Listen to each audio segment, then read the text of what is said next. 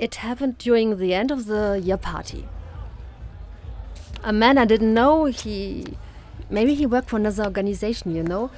He kept on trying to dance with me and to touch me. I felt horrible. So I left the party and I went back to my room on the compound. But he followed me. He tried to force his way into the room for 20 minutes. 20 minutes! Imagine.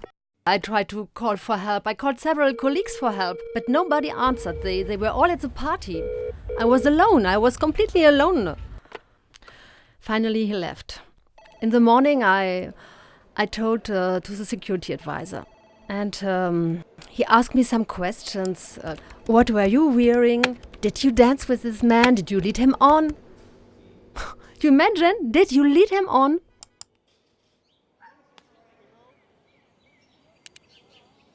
I am a refugee here. And this is a very conservative country, so I really don't want anyone to know I'm gay. One security guard at the NGO office was always very nice to me. One day, he said he could help me to go to another country. But when he searched me before allowing me in, he touched my private parts. I did not react. When my case was referred for resettlement, I thought he really had the power to make these things happen. So I messaged him on Facebook and asked what he wanted in return.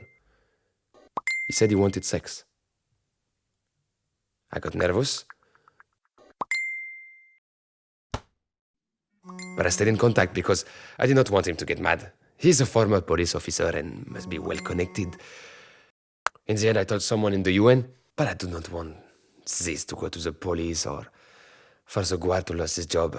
I'm used to this. I can cope, you know. I just want to live. He had just arrived as our new head of office. And already he made us very uncomfortable.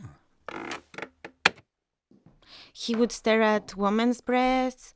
He would tell comments on how we looked. We all started to avoid meeting with him alone because you felt uncomfortable. And because it was the head of office, we couldn't say anything. And slowly, other male colleagues began to do the same thing.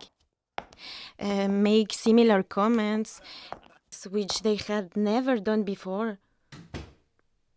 I was living with my foster parents in the town, but he knew I was a refugee. He was a UN worker, and he knew I was 15. I told him he was 44. We started having sex. He paid for my school, and I learned how to type and use computers. But when I got pregnant, he abandoned me. He said the child was not his. You know, at first I was just wondering who were these women because we're having dinner among colleagues. So it was during an office retreat. So, I mean, clearly I was surprised to see people who were not part of a team. And only then I realized they were prostitutes. And no one seemed to be bothered. Not even the head of office, you know, who was there. So I was really, really upset. And it really made me think about our values as an organization.